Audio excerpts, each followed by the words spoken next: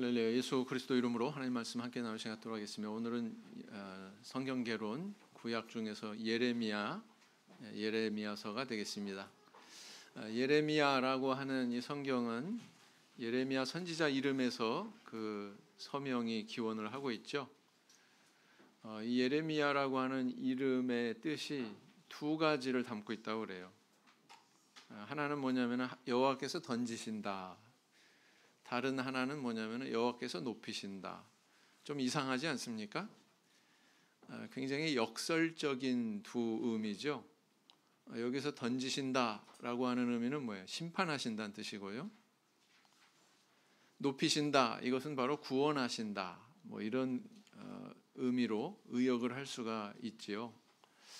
그래서 이렇게 그 예레미야 선지자의 이름을 보면 예레미야서 전체의 윤곽을 잡을 수 있다, 이렇게 볼 수가 있습니다. 왜냐하면 예레미야서가 바로 이런 하나님의 심판과 멸망, 그리고 또 이스라엘 백성들의 회복과 구원을 이야기하고 있거든요. 그래서 이 예레미야 선지자의 이름의 의미가 뭐다라는 것만 마음으로 새기셔도 아마 이제 예레미야서 전체가 이렇게 윤곽이 들어오실 것 같습니다. 저자는 이제 본문에서부터 이렇게 예레미야 선지자로 이렇게 밝히고 있고요. 기록 연대는 아마도 그 요시야 13년에서부터 예루살렘 멸망 이후 BC 580년 그 사이에 기록이 됐을 것으로 추정합니다. 이거 한 사람이 기록했을 텐데 50년 활동한 선지자가 뭐 이렇게 기간이 길어요? 이렇게 질문하실 수 있는데, 다른 경권도 마찬가지고 본래 그 저자가 기록을 했지만 다른 어떤 익명의 그런 사람들이 여기에 이제 가피를 한다거나 다듬고 편집하는 그런 과정이 있었다는 의미죠. 그래서 이제 이렇게 기간이 긴 거고요. 자, 예레미야라고 하는 인물은 어떻게 소개되고 있습니까? 아나돗 출신이다. 아나돗은 지명이죠. 예루살렘에서 한 5km 정도 떨어져 있는 아주 가까운 곳에 있는 마을입니다. 거기서 이제 제사장 hil기야라고 하는 인물의 아들로 그렇게 태어났다고 1장 1절에 밝히고 있죠. 1장 그 5절에 보시면 1장 5절에서 7절까지의 내용을 보면 20살의 그런 약관의 나이에 하나님으로부터 세움받는 그런 내용이 나와 있습니다. 굉장히 젊었을 때, 그리고 이제 활동한 기간이 얼만큼이에요? 50년. 그러니까 몇 살 때 은퇴한 거예요? 70세에 평생을 하나님의 선지자로서의 그런 사역을 하다가 부름받은 그런 선지자였다라는 것입니다. 근데 이 50년의 기간이 어떤 기간이었냐면은 악한 왕들이 통치하던 그런 시기예요. 악한 왕들이 우상 숭배하고 하나님의 율법을 멸시하고 곁길로 갔던 그런 왕들이 통치하던 그런 시기에 활동하던 선지자가 예레미야거든요. 그래서 대단히 많은 수고와 고생을 감당해야만 됐다라는 거예요. 그리고 결국은 이스라엘이 아니라 남유다가 멸망하는 것을 직접 목격했죠. 그 직접 목격한 그 아주 비탄에 빠진 감정을 노래로 썼는데 그게 바로 다음 시간에 공부하실 예레미야 애가입니다. 예레미야 애가. 그러니까 예레미야 선지자의 저작이 두 개죠. 그래서 그 유다가 멸망하기까지 하나님 앞에 이렇게 부름받은 선지자로서 한 일은 뭐냐면은 계속 지속적으로 심판에 대해서 계속 경고하는 거예요. 심판에 대해서. 그렇게 계속 심판에 대해서만 일관되게 선포하다 보니까 나중에는 이제 핍박을 받게 되고 뿐만 아니라 매국노라고 하는 그런 오명까지 붙여지게 된다라는 것입니다. 여러분, 이 선지자의 생애에 대해서 어떻게 생각하세요? 우리 성도님들 아마 그 열심히 땀 흘리고 노력하는 만큼 뭔가 소득이 있을 때 굉장히 기분 좋고 보람 있고 그렇지 않습니까? 근데 내가 아무리 땀 흘리고 노력해도 아무런 소득이 없다. 소득이라고 표현하는 건 부적절한 것 같고, 아무런 어떤 노고에 대한 열매가 없다. 뭐 이스라엘 백성들이 뭐 옷을 찢고 제 위에 앉아서 막 회개하면서 여호와 신앙을 회복하는 것도 아니고, 그죠? 임금들이 또 그렇게 회개하고 돌이키는 것도 아니고, 결국에는 그렇게 하나님의 말씀을 충실하게 전달했음에도 불구하고 결국은 왕국이 멸망했어요. 그죠? 그것을 직접 목도하면서 눈물을 흘려야만 됐습니다. 그래서 예레미야 선지자 그러면 눈물의 선지자 그러잖아요. 네. 애가 때문에 그렇습니다. 이분은 어때요? 선지자로서 성공한 겁니까? 실패한 겁니까? 우리 성도님이 어떻게 생각하세요? 예레미야 선지자는 분명히 하나님께서 이렇게 명령하시고 시키는 대로 다 했습니다. 근데 그가 체험한 어떤 열매나 그 노고에 대한 어떤 효과는 전혀 없었다는 거죠. 전혀 반대의 상황을 그는 체험해야만 했다라는 겁니다. 이런 벽에 부딪히는 경우 있지 않습니까? 우리 성도님들도. 그럼 뭐 어떻게 하겠어요? 그러면 우리 성도님들의 생애는 헛된 겁니까? 허송세월 보낸 걸까요? 저는 그렇게 생각하지 않습니다.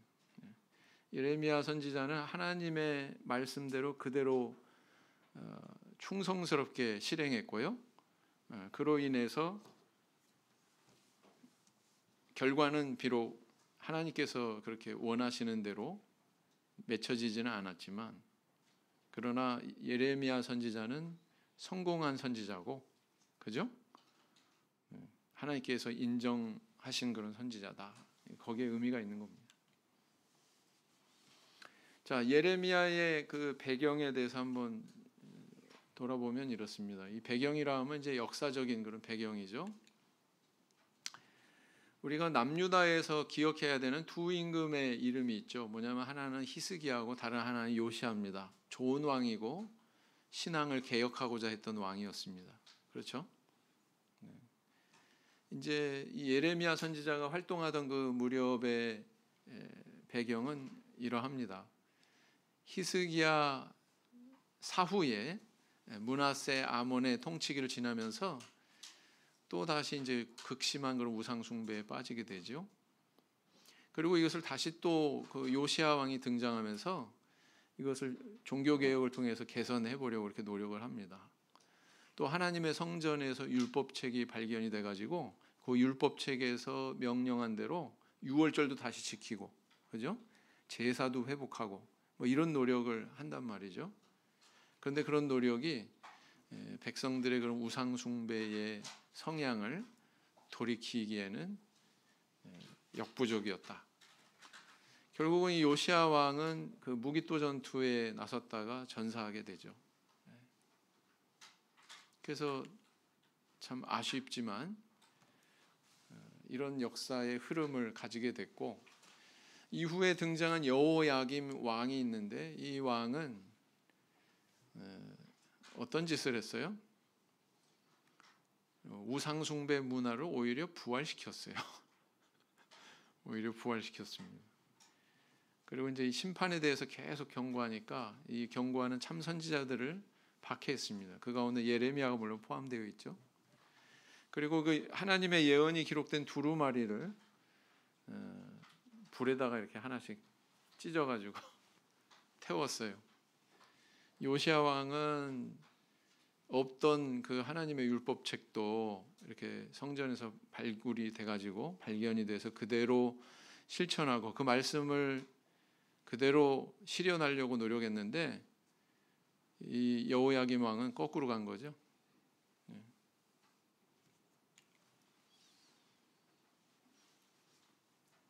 바로 이 무렵에 이제 누가 등장하냐면 이제 바벨론의 느부갓네살 왕이 등장합니다. 그래서 갈그미스 전투에서 애국과의 그런 전쟁에서 승리하고, 그리고 이제 여세를 몰아가지고 유다까지 침공하게 되죠. 이게 바로 1차 바벨론 침공입니다. 바벨론이 유다를 한 번 침공해서 멸망시킨 게 아니에요. 몇 번 침공해서 멸망시켰어요? 세 번이죠. 세 번. 이 1차 침공 시에 포로로 끌려간 인물이 있었으니 그가 바로 다니엘이었고요. 네. 그 다음에 또 그 뒤로 여호야김 왕을 바벨론이 폐위시키고 여호야긴, 그 아들 여호야긴을 왕으로 그렇게 세워놓습니다. 그런데 또 여호야긴 왕도 이름이 비슷하니까 헷갈리시죠, 그죠?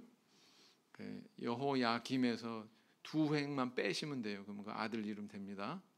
그죠? 이렇게 두 획만.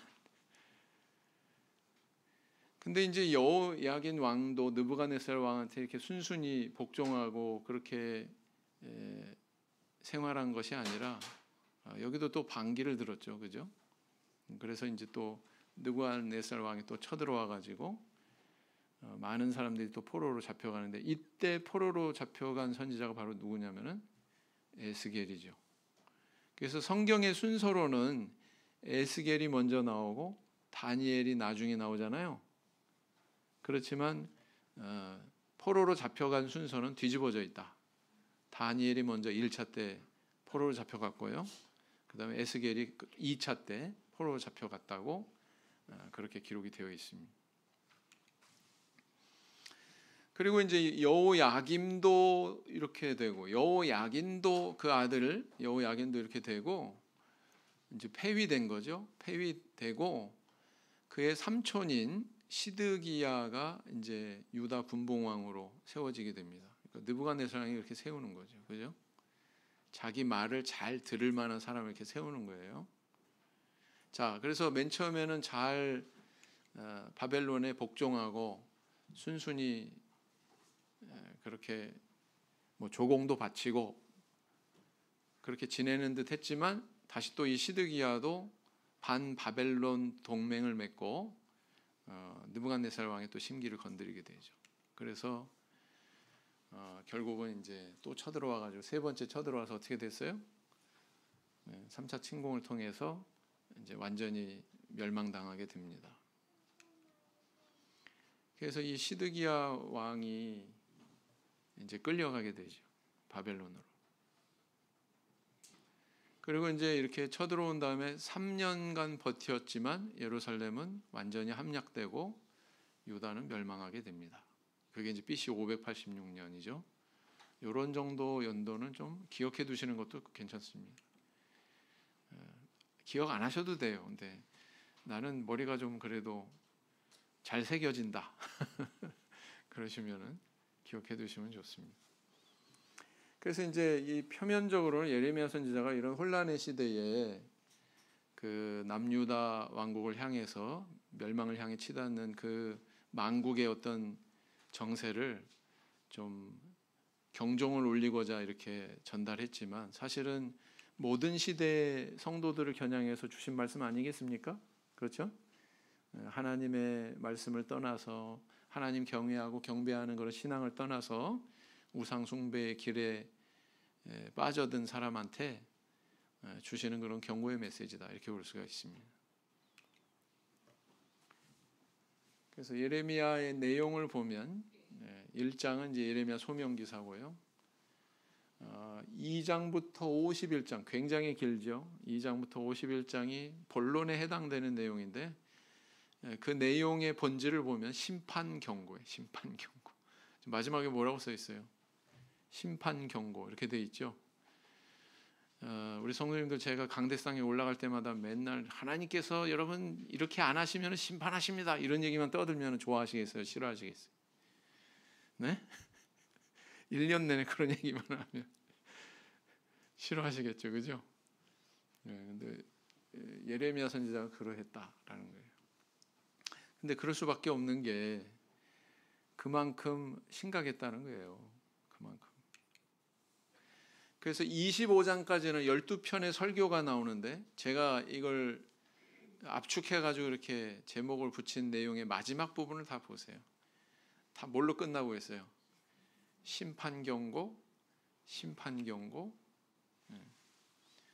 20살에 소명받았다고 그랬죠? 예레미야 선지자가.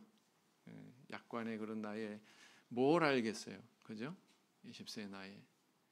그럼에도 불구하고 하나님께서 이렇게 부르셔서 쓰셨다라는 거예요. 자, 예레미야가 본 이상이 있었습니다. 그것은 바로 북쪽에서부터 기우는 그런 가마솥, 그죠? 가마가 이렇게 북쪽에서부터 이제 쫙 기우는. 이건 뭘 의미합니까? 바벨론의 그런 침공에 대한 예언이다, 이렇게 볼 수가 있죠. 왜 북쪽이에요? 바벨론은 지도상으로 보면 오른쪽인데 북쪽에서 이렇게 기울어졌다라고 표현한 것은 뭐냐면은 비옥한 초승달 지대라고 지난번에 말씀을 드렸었는데 기억나시는지 모르겠습니다. 이렇게 왕의 대로를 통해서 바벨론이 이렇게 달처럼, 초승달처럼 생긴 이 땅을 이렇게 경유해서 이스라엘을 또는 남유다를 이렇게 쳐들어오잖아요. 그러니까 위에서 오잖아요. 위에서. 그래서 북쪽에서 이렇게 기울어졌다. 이상은 바로 그것을 의미하고 있습니다.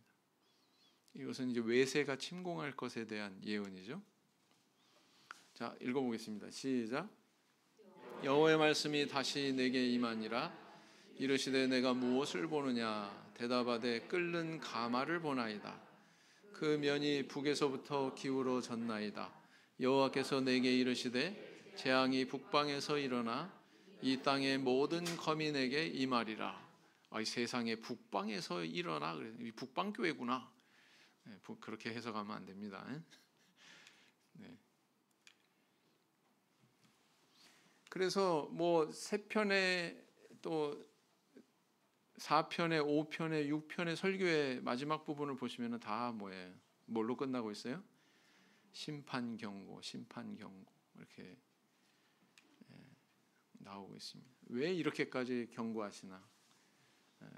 이스라엘 백성들이 우상 숭배했기 때문이잖아요. 우상 숭배, 그죠?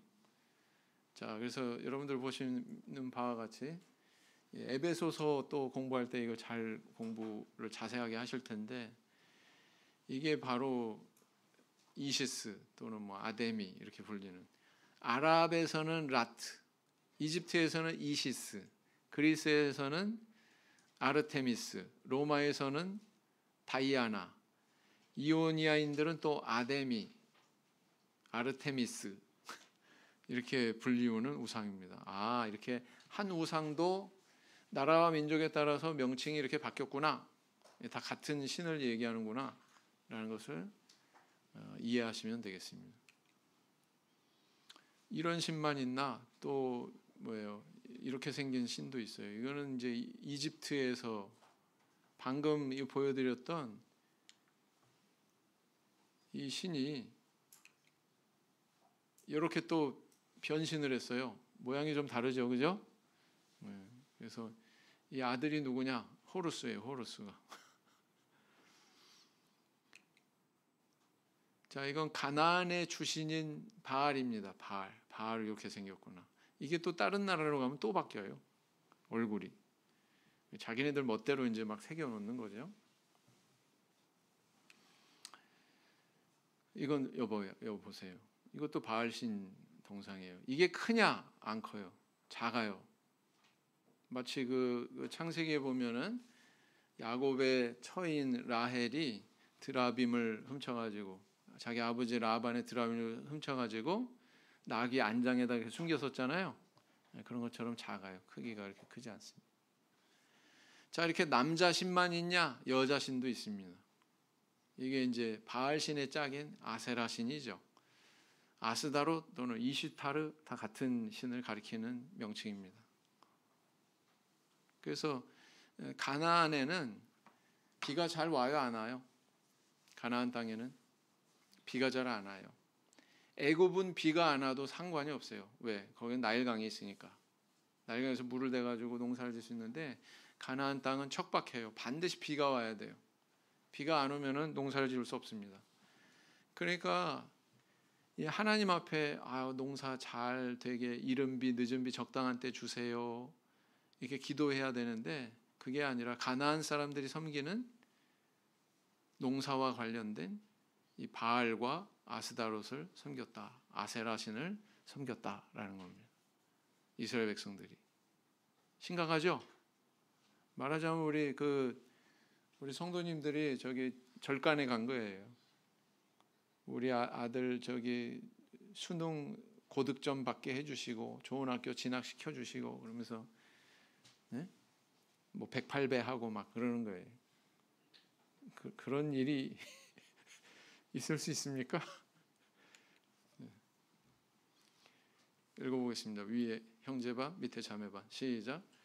무리가 나를 버리고 다른 신들에게 분향하며 자기 손으로 만든 것에 절하였은즉 내가 나의 심판을 베풀어 그들의 모든 죄악을 징계하리라. 자매반 시작. 내가 만든 내 신들이 어디 있느뇨? 그들이 너의 환난을 당할 때에 구원할 수 있으면 일어날 것이니라. 유다여 너의 신들이 너의 성읍수와 같도다. 많다는 거예요, 적다는 거예요? 성읍수만큼 많다는 거예요. 여기서 이제 실상을 좀 감지해 볼 수가 있죠. 이스라엘 백성들이 섬기는 우상도 이 한둘이 아니었구나. 우상이 맞죠? 형제반 자매반 시작. 내 백성은 나를 알지 못하는 우준한 자요 지각이 없는 미련한 자식이라. 악을 행하기에는 지각이 있으나 선을 행하기에는 무지하도다. 자매반 시작.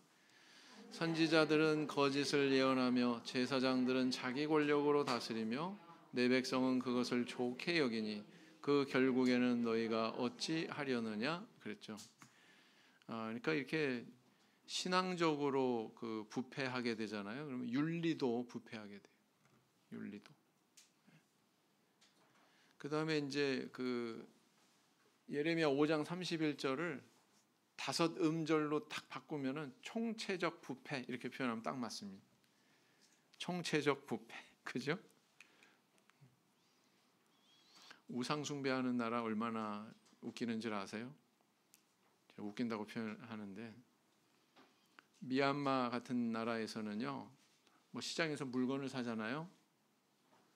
거기서 이제 봉사활동 한 2, 3년 하고 온 청년이 해준 말이에요. 뭐 시장에서 물건을 사가지고 하자가 있어요. 그래가지고 가지고 가서 바꿔주세요. 그럼 바꿔줘요? 안 바꿔줘요? 안 바꿔줘요. 내가 그걸 왜 바꿔줘야 돼? 이렇게 나온답니다. 우리나라 같으면 어때요? 하자 있는 물건 팔면 난리 나죠? 그 회사 망합니다. 그 상인 뭐 소문나거나 뭐 낙인 찍히면은 밥 먹기 힘듭니다. 근데 그 나라에서는 당신이 신의 뜻으로 재수가 없어서 이런 물건 만났는데 그게 왜 내가 바꿔줘야 되냐? 당신이 그냥 감수해야 되는 거지. 이렇게 나온다고요. 미얀마가 왜 못 사는지 아시겠죠? 네? 신앙이 잘못 서잖아요. 그러면 윤리적으로도 타락하게 돼 있습니다. 기강이 안 서죠. 사회적인 공의도 발견할 수가 없는 거죠. 그렇습니다. 자, 예레미야서에는 이 상징 행동이라는 게 자주 등장하는데 예레미야 선지자가 뭔가를 막 행동을 해. 막 그러면서 거기에 의미를 담죠. 그 중에 하나가 뭐냐면은 이제 그 띠, 허리띠, 띠를 갖다가 썩히는 바로 이 내용인데 그 썩힌 그 허리띠를 가지고서 뭐라고 얘기합니까? 자, 한번 읽어보겠습니다. 위에 형제반, 밑에 자매반. 시작. 내가 유브라데로 가서 그 감추었던 곳을 파고 띠를 취하니 띠가 썩어서 쓸데없이 되었더라. 자매반. 시작. 이 악한 백성이 내 말 듣기를 거절하고 그 마음에 강팍한 대로 행하며 다른 신들을 쫓아 그를 섬기며 그에게 절하니 그들이 이 띠에 쓸데없음 같이 되리라.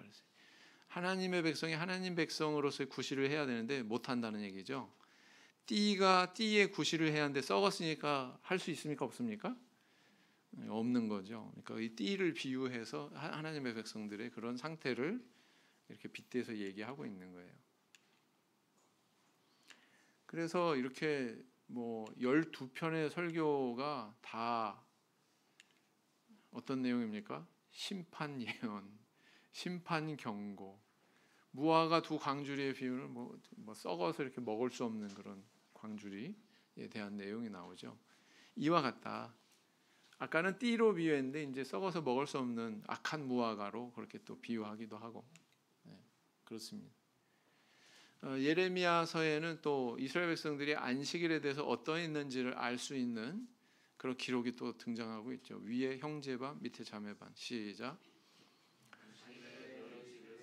짐을 내지 말며 아무 일이든지 하지 말아서 내가 너희 열조에게 명함같이 안식일을 거룩히 할지어다. 자매반. 시작. 너희가 나를 청종치 아니하고 안식일을 거룩히 아니하여 안식일에 짐을 지고 예루살렘 문으로 들어오면 내가 성문에 불을 놓아 예루살렘 궁전을 삼키게 하리니 그 불이 꺼지지 아니하리라 하셨다 할지니라. 야, 이렇게 가서 이렇게 얘기해. 예레미야 선지자한테 이렇게 하나님께서 말씀하신 것은 이스라엘 백성들이 안식일 제대로 지켰다는 거 안 지켰다는 거예요. 안식일 장사했다는 거예요, 안 했다는 거예요. 장사했다는 거예요. 그래서 얘기하고 있는 거죠. 자, 이렇게 심판 경고의 내용만 있느냐? 아니에요. 예레미야서에 이렇게 심판에 대한 내용만 있는 게 아니고 간간히 하나님께서 베푸실 구원의 은혜에 대해서 계속 이렇게 반복적으로 말씀을 하고 계십니다. 그 내용이 이제 23장에 또 나오죠. 이렇게 읽어보겠습니다. 시작. 나 여호와가 말하노라. 보라, 때가 이르리니 내가 다윗에게 한 의로운 가지를 일으킬 것이라.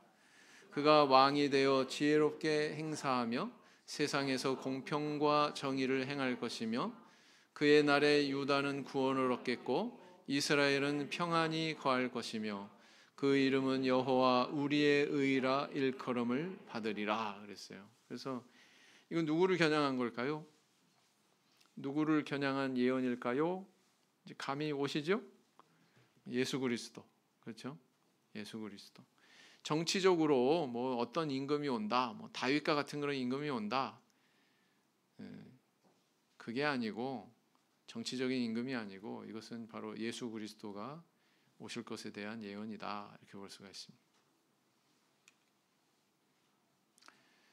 그래서 이제 또 여러 사안에 대해서 사건에 대해서 다루고 있는데 여기서 이제 한 가지 주목해 볼 것은 뭐냐면은 이 참 선지자와 거짓 선지자가 대결하는 그런 모습이 있어요.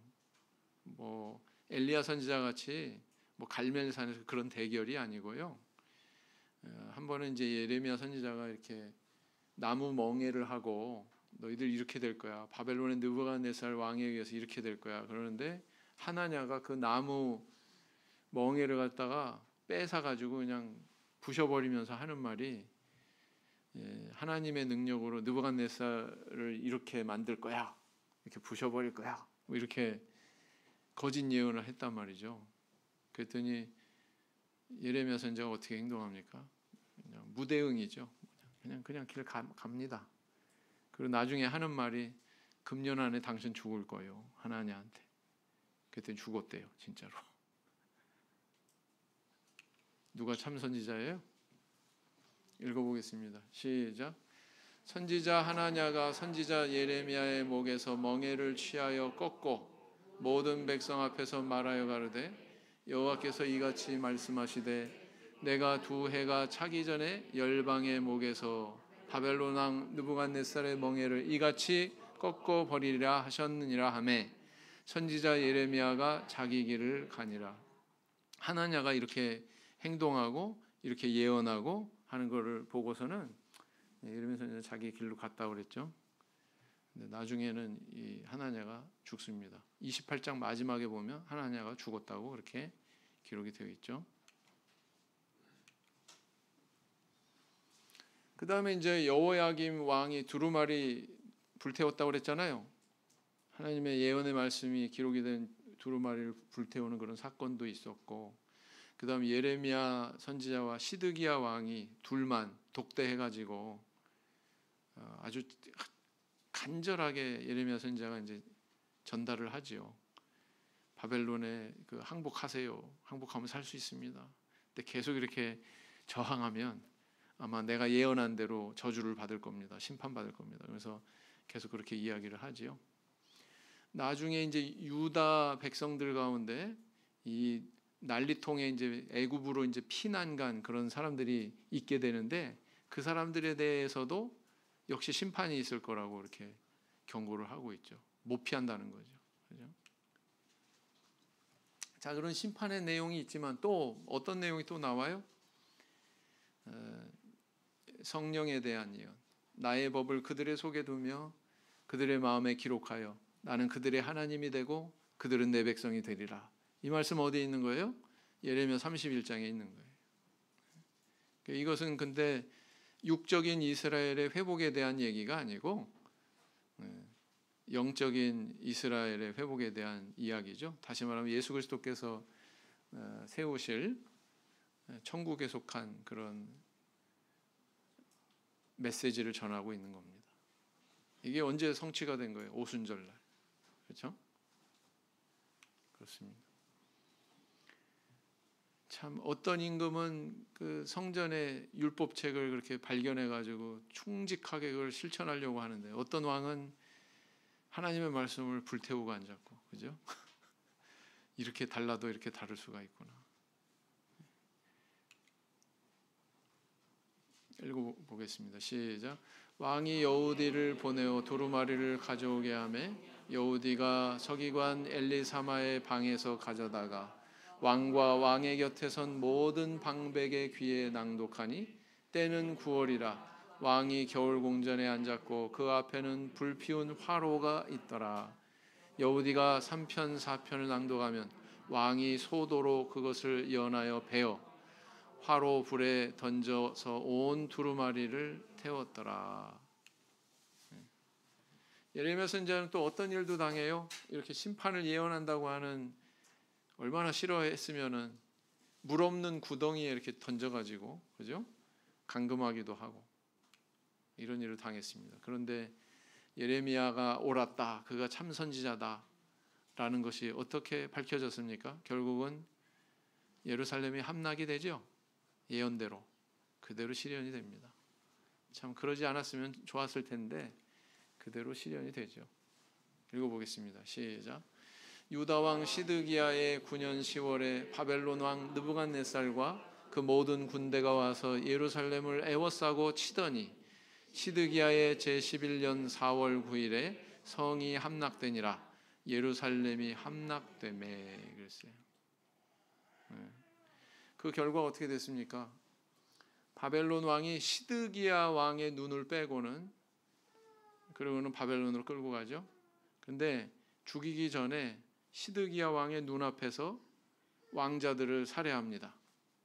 그래서 이 시드기야 왕은 자기 눈을 잃기 전에 시력이 있을 때 본 최후의 모습이 자기 아들들이 죽는 모습이었어요.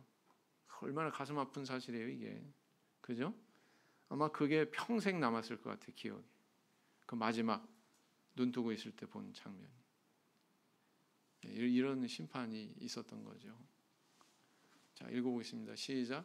바벨론 왕이 림나에서 시드기야의 목전에서 그 아들들을 죽였고 왕이 또 유다의 모든 귀인을 죽였으며 왕이 또 시드기야의 눈을 빼게 하여 바벨론으로 옮기려 하여 사슬로 결박하였더라. 우리 사사기 배우고 있는데 안식일 날 사사기에서 또 눈이 빠진 사사가 누구였어요? 삼손이 있었죠. 하나님의 법에 대해서 눈을 감아버리면 이런 일을 당한다니까요. 사실 불과 100여 년 전만 해도 유럽인들은 그리스나 로마 외에 타 대륙에 고도의 문명이 존재했다는 사실을 믿지 않았습니다. 하지만 바빌론의 등장과 함께 그러한 편견은 순식간에 깨지고 말았죠. 이라크의 젖줄이라 할 수 있는 유프라테스 강가의 한쪽 평원, 이곳에 콜데바이가 최초로 발굴했던 바빌론 유적지가 자리하고 있습니다.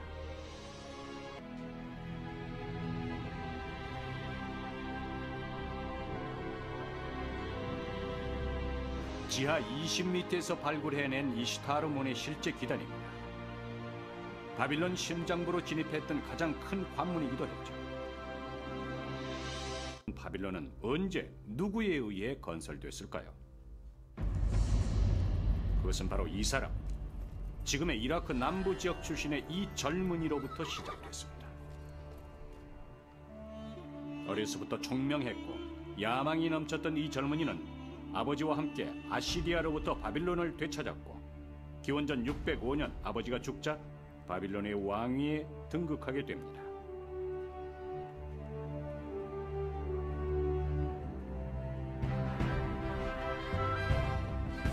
바로 하무라비와 함께 바빌론 역사상 가장 위대한 왕으로 추앙받는 네부카드네자르 2세입니다. 그는 등극하자마자 아시리아의 잔존 세력들을 물리치고 곧바로 주변국 정벌에 나섰습니다.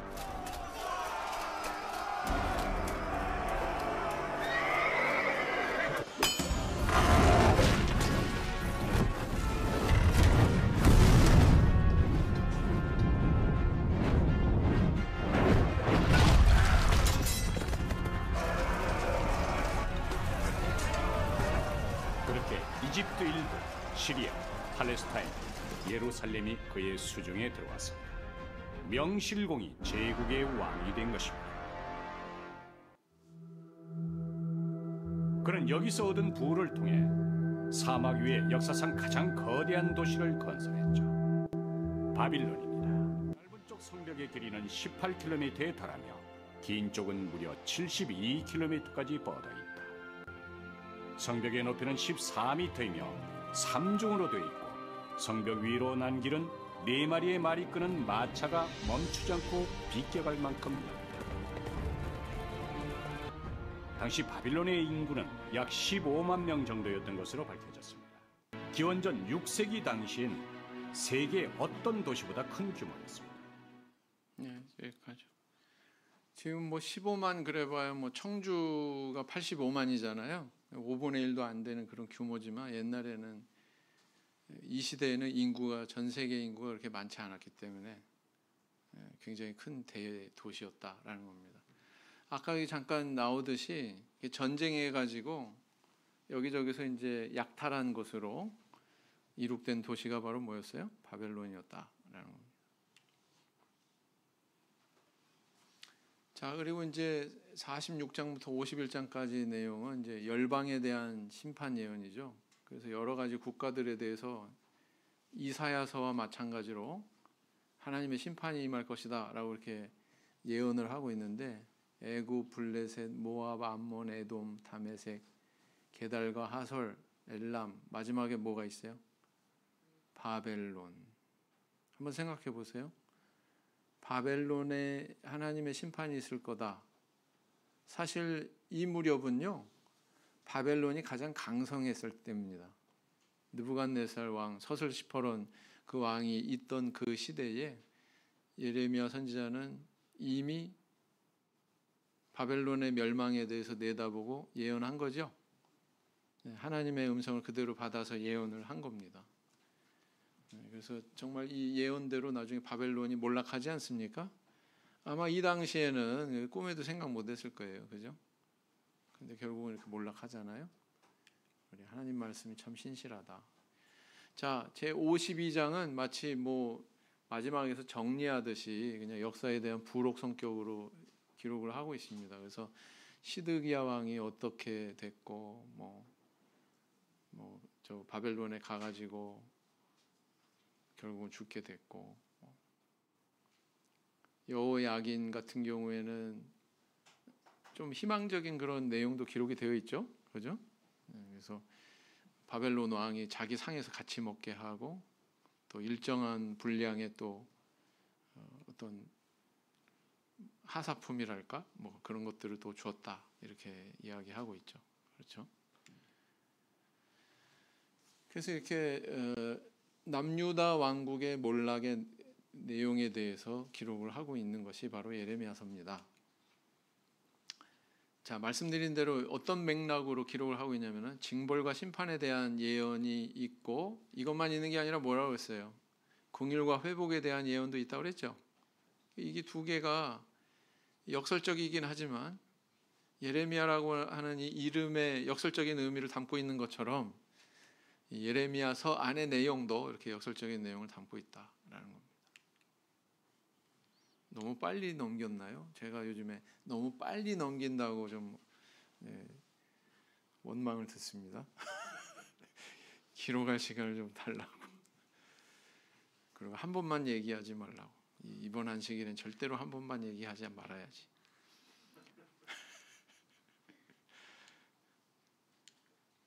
그렇습니다. 쓰셨죠?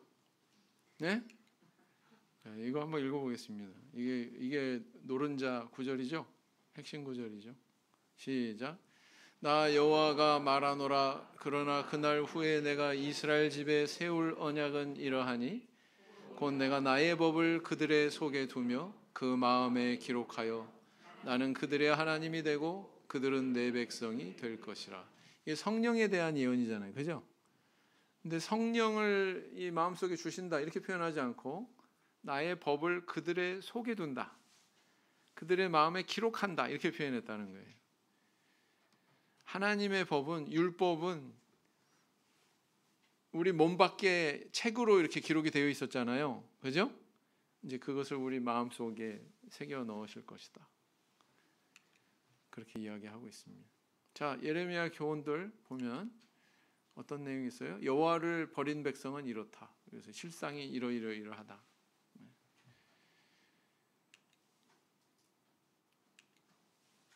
여호와를 떠난 것에는 무지함이 있다. 무지함이 발견이 되지요. 세 번째, 우상 숭배의 실상은 이렇다. 이스라엘 백성들의 우상 숭배의 실상이 이렇게 심각했다라는 것을 보여주고 있습니다. 내 집에 가증한 물건을 세운다. 이건 보세요. 기가 막힌 거죠. 이건. 하나님의 성전에 가증한 물건을 세운다.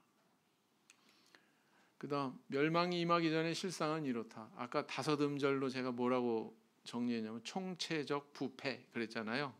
그죠? 그 다음 다섯 번째, 이게 가장 풍부하게 나오는 내용이죠. 이 범죄함에 대해서 내가 이렇게 심판할 거다. 그러면서 이렇게 경고하고 있습니다. 여섯 번째는 그분께 돌아와라. 돌아오라는 이런 메시지가 이렇게 많고요. 그 다음에 마지막 일곱 번째는 뭐냐면 그분이 이렇게 구속하실 것이다. 절대로 예레미야에는 어둡고 무겁고 읽기 싫은, 쳐다보기 싫은 그런 내용만 있는 게 아닙니다. 그죠?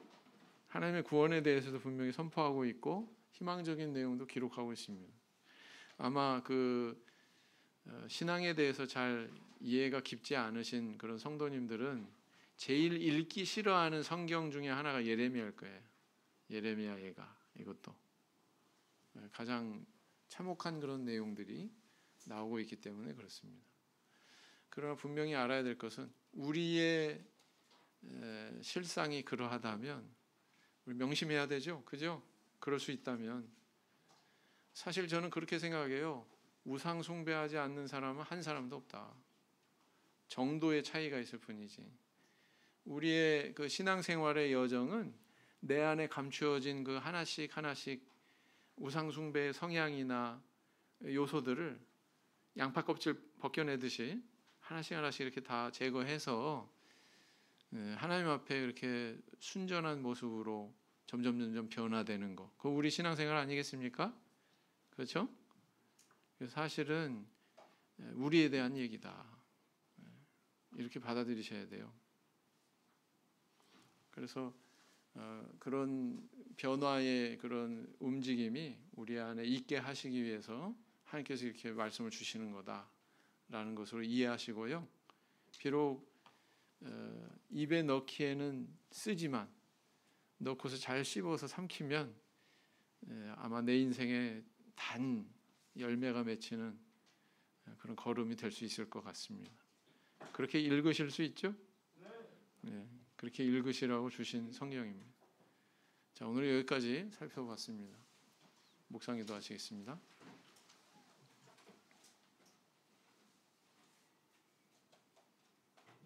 아멘.